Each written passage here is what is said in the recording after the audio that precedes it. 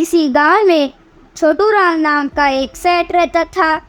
वह थोड़ा नाटा था, इसलिए घर में सब उसे छोटू कहते थे। पैसे की कोई कमी नहीं थी, घर में सारा काम नौकर चाकर करते थे। छोटू के बस दो काम, खाना और सोना। नतीजा यह हुआ कि वह छोटू मोटू होता गया। सब उसे अब मोटू सेठ कहने लगे। मोटापे के साथ अनेक रोग आते हैं। मोटू सेठ को भी कई बीमारियों ने घेर लिया। जरा सा चलता तो हाँफने लगता, जो खाता वह ठीक से पचता भी नहीं था। शरीर तो मोटा था पर ताकत बिल्कुल भी नहीं थी।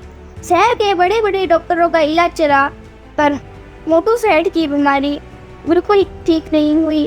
थक हार कर वह अपने गाँव वापस आ गया।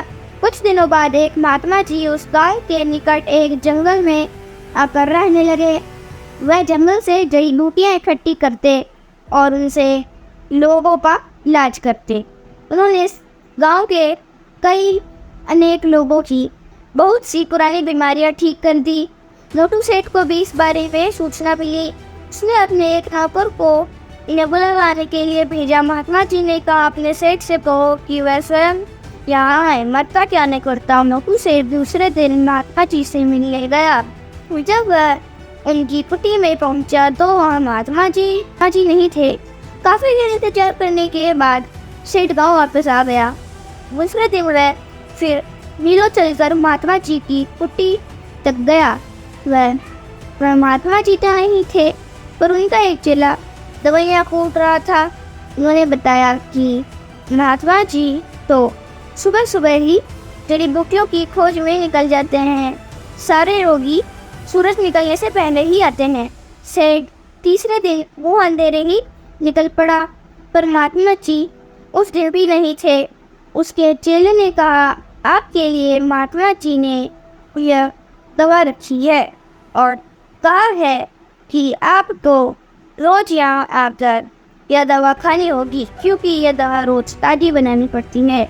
सेठ हो जाता और दवा खाकर अपने गांव वापस चला जाता। ऐसे करते करते 2 महीने गुजर गए। सेठ अब ठीक होने लगा। अब वह चलता तो हाँफता भी नहीं था, जो खाता वह ठीक से पचने लगा था। एक दिन जब वह कुटी में पहुंचा तो वहाँ महात्मा जी बैठे थे। सेठ ने चरण छूकर कहा, महात्मा जी आपकी दवा में तो जादू है। महात्मा जी मुस्कुराए और बोले, सेठ मैंने तुम्हें कोई दवा नहीं थी, मैंने तो बस तुम्हें थोड़ा सा अजवाइन को पीस कर देता था। तुम्हारे रोग का कारण तुम्हारा निठल्लापन था। बेटा ध्यान रखो, सबसे बड़ा धन स्वस्थ शरीर है। यह तभी स्वस्थ रहता है जब तुम उससे काम लेते हो। सेठ अब स्वयं खेती बाड़ी के काम करने लगा। अब वह समझ चुका था कि हम अपनी शरीर से जितना काम लेंगे वह उतना ही स्वस्थ रहेगा। अब सब उसे छोटू सेठ कहने लगे।